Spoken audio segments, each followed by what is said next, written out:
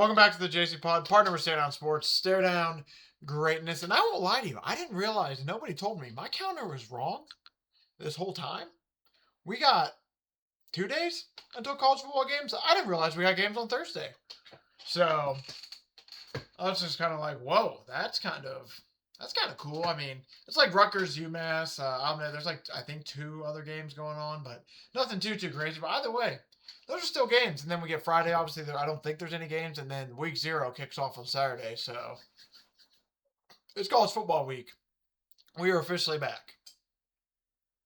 Let's take it in for a minute. We are officially back, which also means that we're 15 days away from the NFL. Tomorrow, 2 weeks away from having Seahawks and Patriots happen. Take that in for a minute. We have officially made it throughout almost the whole offseason. Last week of preseason action. Like I said, we got actual college football games that matter kicking off on Thursday, so I can't wait. I can't believe it's actually here. So today, we'll be giving out the final of my college football futures, college football futures, as well as we'll talk about a little bit of NFL news because there's been some injuries happening throughout NFL training camps, as well as after some of these preseason games. And yeah, it's pretty much going to be it for today. Then it's crazy to think that next Thursday, or not even next Thursday, this Thursday, we'll be giving out a couple of picks for college football games. Next Thursday, we'll be giving out even more. The following Thursday, we got pick 'em, man. I can't wait. But with that being said, let's talk about some NFL news to begin with. First thing I want to talk about, really tough and horrible news for the Ravens, as they lose Danny Pinter for the season. He's going to undergo surgery after patellar tendon. I was about to say, I couldn't remember if it was like ACL, LCL, that stuff, or obviously it was patellar tendon. He underwent testing to after going down after Wednesday practice last week, and yeah, he is sadly going to be done for the season, which really, really sucks. He was going to be a pretty good piece for the Ravens to add throughout this year. Laporta is dealing with a hip injury. His status for week 1 is kind of up in question. Campbell said that he feels like they'll be okay in the long run, but when it comes to these upcoming weeks, he's not 100% sure. And it's not they haven't really made it clear. Sorry, I don't know why I stumbled over words there a bit. They haven't really made it clear if it's like, he got hit in the hip and it flared up a bit. They haven't said if this is really like a thing that's happened from surgery, or if this is like hey, he's hurt and it's just like, is it just sore? Does it just hurt? Is he getting used to it from post-surgery? This is something that's going to be very, very interesting to keep an eye on as we get closer to the season. Because like I said, overall-wise, it sounds like he's going to be good, but it sounds like he could miss week 1, which would not be great for the... Obviously, it would not be great for the Lions to lose him. Cowboys and Saints had a massive fight last week during a joint practice, and each team was fined $500K for it. That's probably, I think, the biggest camp fight we've seen this year. They had suplexes going on and everything. That was... Jamar Chase just got hurt at practice. That's kind of breaking news right now. It is... I'll admit, this just basically got released from Bengals practice. No, I'll be honest, you can't really tell what it fully is. It just looks like a little funky. It could be real time. It doesn't look too horrible. If you watch it kind of slow-mo, it looks a little bit worse. I don't know what it fully is, but that's definitely something to keep an eye on, especially for you guys who have fantasy drafts this week, aka my league on Sunday. So, hopefully it's nothing too serious, but he did go down in practice, and that just kind of happened within like the last 10 minutes. Michael Penix is continuing to rehab from his ACL.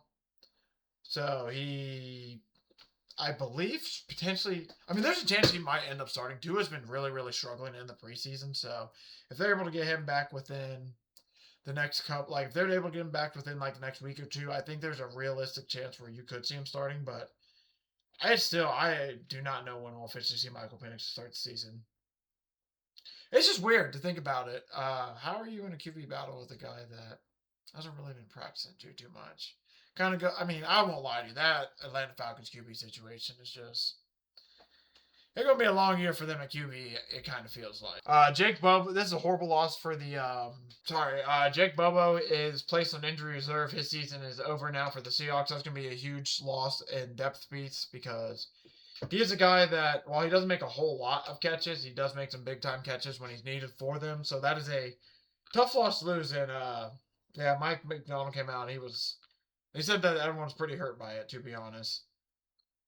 The Texans actually traded for Kayshon Boutte, which was something that was just kind of like, not wild. I guess it was wild to end up being a little wild that it ended up being Booty, but that also wasn't the craziest situation because it kind of came out that the Patriots, I about said Seahawks, no, that was the last thing we just talked about. The Patriots were kind of shopping him after they had a ton of wide receiver depth happen. So the fact that Jaden Higgins kind of tore his ACL for the Texans, you kind of thought, okay, they're probably going to move in on wide receiver.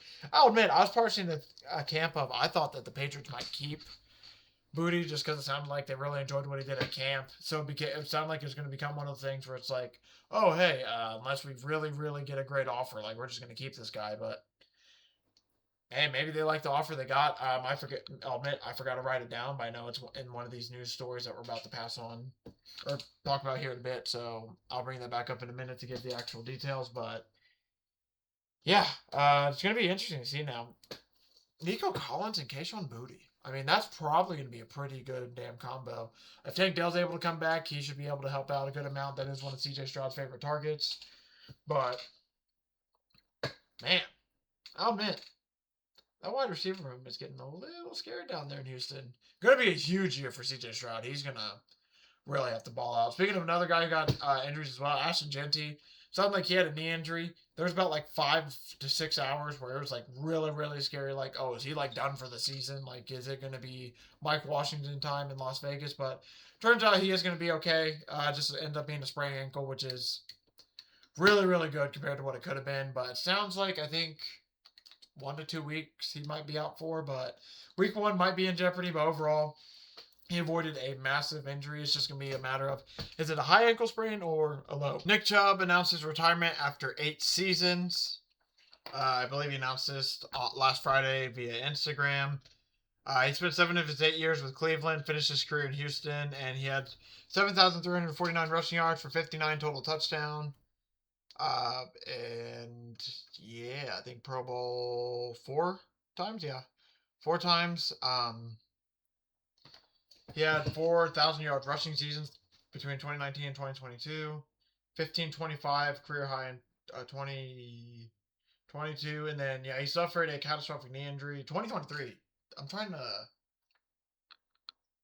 Oh yeah, that was a really bad one. That was the one where he kind of got flipped. It was the same knee already had surgery on and everything. Yeah, I can't blame. I think he. I'm trying to find this quote too. I won't lie. I was trying to buy time to find the quote because he came out and said, "You understand that you have the rest of your life to look forward to, and that's exactly what I started to do. I say this to all my brothers still in the field, still in the heat of it. There's still life waiting for you after football too. Health is real wealth." And that's an awesome quote for him to say. Health is the real wealth. And then he's like, "I end my career in a great place, even though there are some things I wish happened differently. All I can say is I have no regrets," which is just awesome for him because yeah, those knee injuries really took away what could have been. Like he could have been like an all-time great with how talented he truly was, but even still, he had some pretty damn good careers. It just sucked that he spent all majority of them in Cleveland. So not a lot of success for that team, which is really really sad for his case. Michael Penix, as of 2 days ago, was officially cleared for team drills as he's still recovering from his torn ACL. He's only done individual and 7-on-7 so far this summer. He began 11-on-11 practices Monday. And that's basically the final hurdle for him to clear before he becomes a starter. But like I said, I don't know if they're going to throw him out there week 1 right away anyway. He might be like a week 4 or 5 potentially. Give him a little bit longer to ease in and get ready. But they also might not have time to wait that long because they might be in trouble. And I mean, I'll be honest, I don't even know if those two guys are going to be playing quarterback there next year. Deshaun Watson came out and had some very interesting comments to say after a preseason game.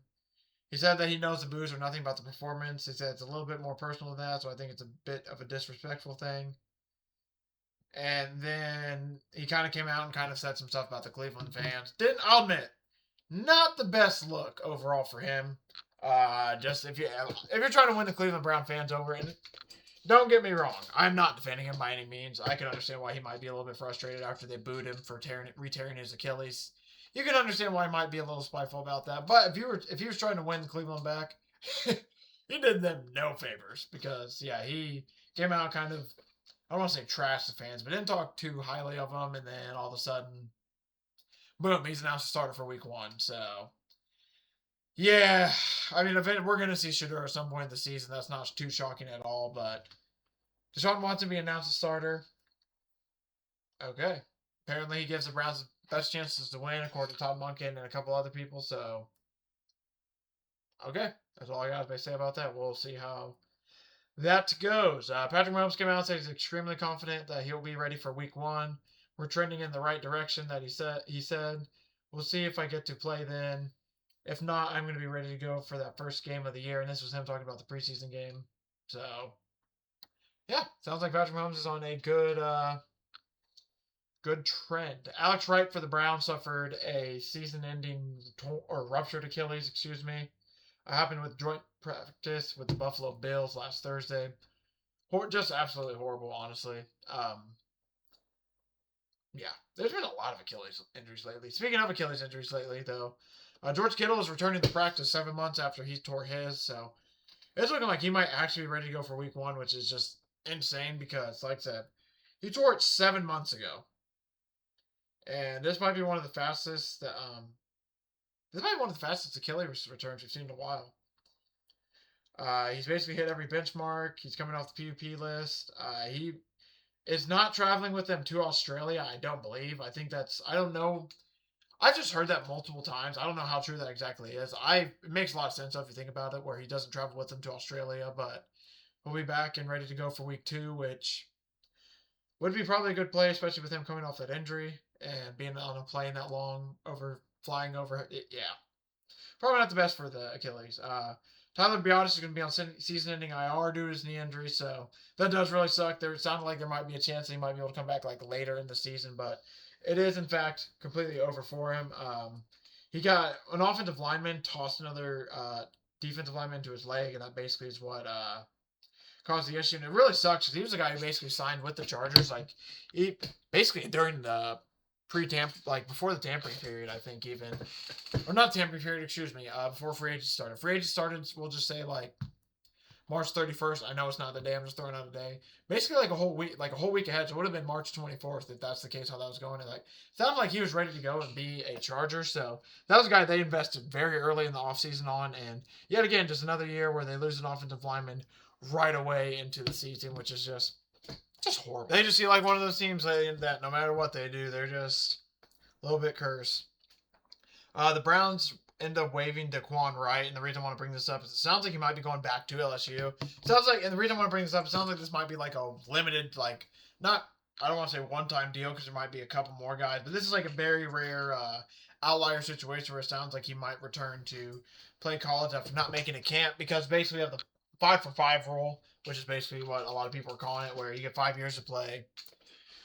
Basically 5 years to play 5 seasons of ball for college, and the 2022 class wasn't a part of it. Sounds like he basically put in something with his lawyer, fight it, and all that.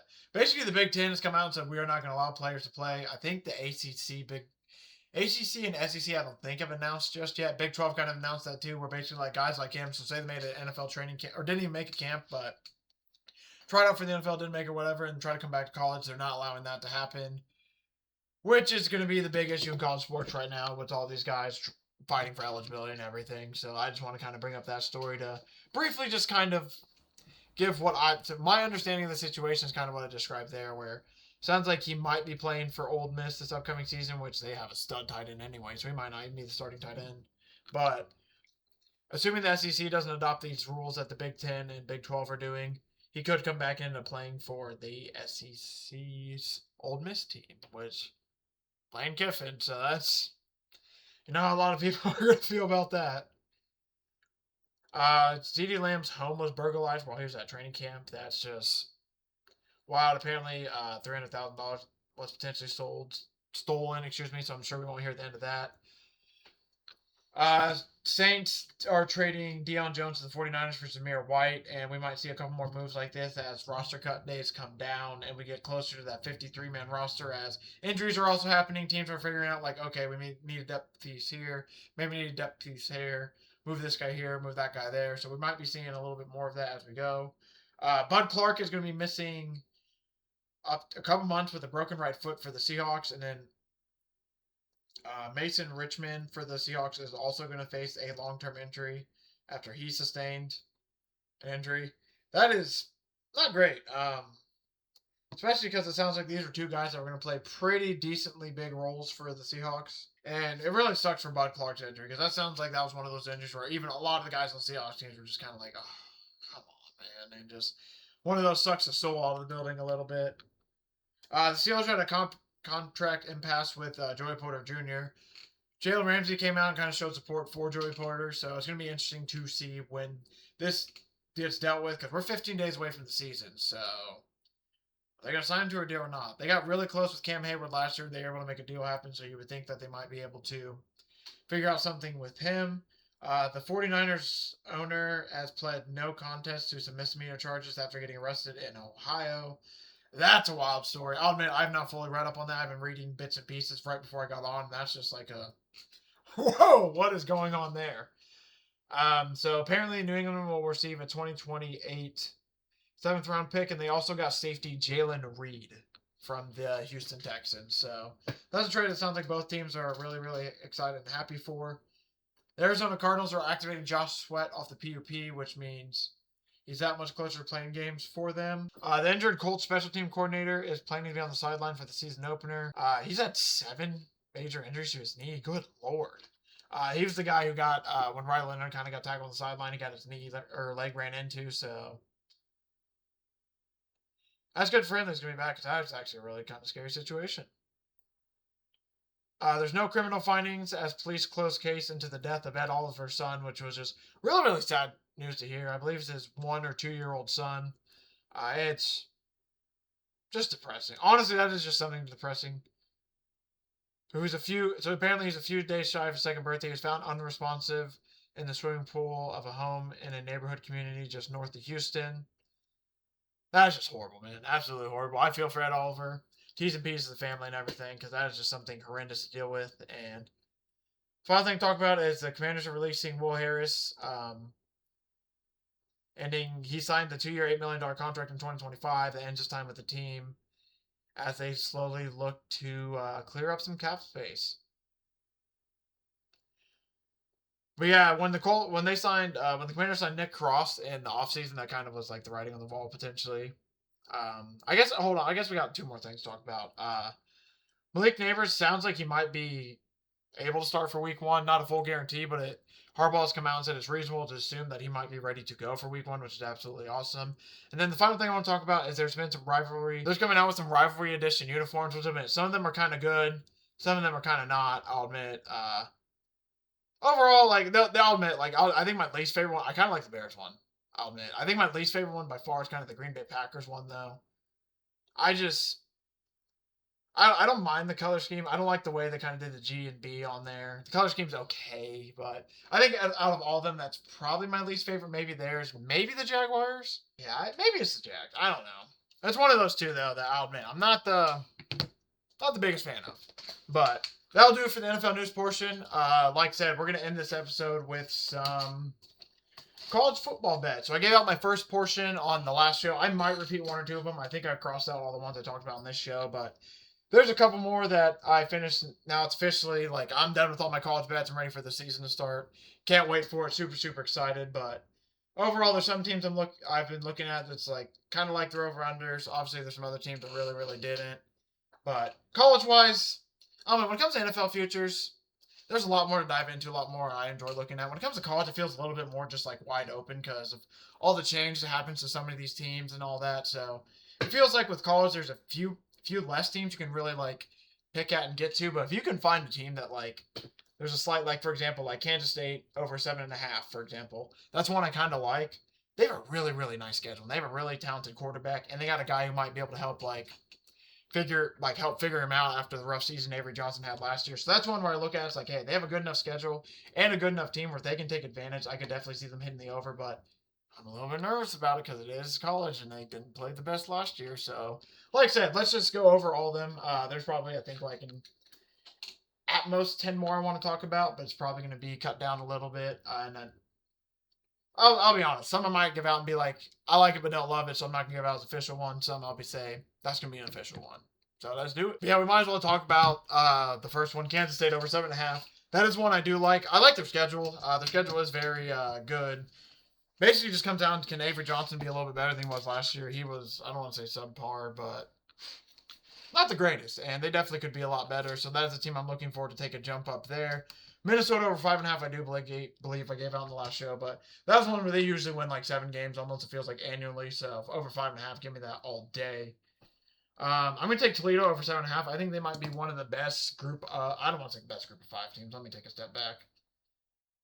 But they definitely got a coaching upgrade. I feel like, and I just 8-4 for one of the best. I mean, they're one of the best MAC teams out there. So maybe even damn near the best MAC team. So that's a team that 8-4 is definitely not out of the question for them. I mean, there's honestly a good chance that, like I said, they definitely got a coaching upgrade. I mean, they definitely have 8 wins on their schedule. It's just going to come down to they have a couple. I mean, it's probably Ohio game might be tough, but they just lost their coach this year. I mean, maybe I could be wrong about the coaching thing. Maybe it could be a step down, but I personally think it's a step up. So I think that's a team that's going to be a little bit better. I'm going to be taking Air Force over 6.5. This is a team, one of the few teams in college football that, yes, they are not a Power 5 team, but because, let me rephrase that. Not only are they not a Power 5 team, they actually are keeping a lot of their guys. Usually you see a lot of these Group of 5 teams or other lower teams, like it's almost like a feeder system into the Big Ten, SEC, Power 4, some of these schools. Air Force, I mean, they're a military academy, so obviously they're one of those places where they kept a lot of their guys from last year. And a lot of those guys, they didn't play the best last year, so they got a full season under their belt. They're moving conferences, so that should help them out. Actually, I lied. I don't think they're moving conferences. I think their conference just got a little bit weaker, let me be honest. Yeah, I mean, the Mountain West just got a little bit weaker, so there's a good chance they might be able to take a step up in that league and be a little bit better. So I like Air Force over 6.5 there. I like Miami over 10.5. I mean, 11-1 is definitely. I mean, there is a small chance they go 10-2, but I honestly don't think. I don't understand. I don't. Let me rephrase that. I'm not too sure how Miami would end up not going 11-1 unless they just have. I don't want to say a disappointing season, but Notre Dame realistically is probably the only game they should lose in their schedule, and even then, they have a chance of maybe winning that one. So they probably shouldn't lose 2 games. So I just like them to be over 10.5 because, like I said, 11. I feel like they're going to end up going 11-1 a lot more this year than they're going to be going 10-2. We talked about it last week. Maryland over 5.5. I do like it, but man, we saw in that 4th win all season last year, man. That was 8 long damn weeks of just L, L, L, L, L, L, L, L. So, don't know if I want to go back to that again. NIU under 3.5. This one kind of got put into my sphere because there's a lot of travel going on with NIU. Kind of a bit of a tougher schedule as they're moving to the Mountain West because, why would NIU be in the MAC when they can go to the Mountain West, because Illinois, all the way out there to the west. Anyway, so they're going to be moving to the Mountain West. That's a team that I'm looking to probably struggle a bit this year. They might go 4-8, but for me personally, 3-9 feels like it happens a little bit more than 4-8. And Iowa State over under 4.5. I think we already gave out that one. If not, a lot of their team left. I see them. I mean, I think this one's like minus 220 though, so I'll admit that one's kind of. You would definitely, that'd be one where it's like, I would be like, hey, maybe take West Virginia. I think I actually did do this one. It's West Virginia over 5.5, Iowa State under 4.5. Put those together. Actually, I don't think you can because they're both in the Big 12, so I did not do that. Excuse me. I was going to do that, but I think I put them with Minnesota. That's what it was. Another Big 10 team. Minnesota over 5.5, Iowa State under 4.5. I think the odds are around like 2-ish to 1. Or maybe it was like 170, something like that. But that is something I did because I'll admit minus 220 is a little much for Iowa State. But I do like them not. I mean, 4-8 probably feels like a max they'll go this season. So I do like the ability to get that 4.5. And because, like I said, it's minus 220, pair that with something else, and it feels like it's a anchor leg, even though nothing's a given. And I think the final one will. There's a couple I have here. We'll maybe give out one more. I think I might go Texas A&M under 8.5. They're gonna have a really hard schedule this year, and like I said, this might be an under a half with them going 8-4. They took advantage of a schedule. They definitely took advantage of a schedule last year. I think they went 9-3.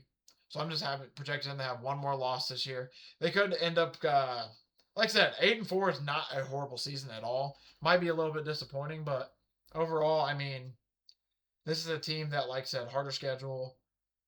I mean, Marcel Reed's still there. I mean, I don't want to say they did lose Casey Concepcion, who's a really damn good player. Like, I don't think they're gonna, like, it's not like it's basically mainly a schedule thing for me. Honestly, it comes down to like the fact that the schedule is going to be harder, and so I mean, let's just read it over so I can quote repeat the same thing. Here's their schedule. You got Missouri State, Arizona State, Kentucky, LSU, Arkansas, Missouri, Citadel, Alabama, South Carolina, Tennessee, Oklahoma, Texas. I mean, those last 5 weeks, they might only win one game those last 5 weeks. So, like I said, I wouldn't be totally shocked if this team ended up going 9-3 again. I don't. I think Mike Elko's a great coach, but I do think because of the schedule, 8-4 happens a lot more often than 9-3. Thank you all for watching. Thank you for support. I really do appreciate it. I'll be back in this feed Thursday to give out some official college football bets. We'll talk some NFL news as well, probably go over some of that stuff, and then I will end the show with basically talking week 0, some of my expectations for some of the games, and like I said, giving out official bets as we start out the year. I think I went 2-1 in the preseason, only took 3 bets. And so the second I lost is basically when I decided to end it. So technically, we're starting off the season with the winning record, but we're going in 0-0. I can't wait, man. Unbelievable that the season's already here. But I'll see everyone back in this feed on Thursday.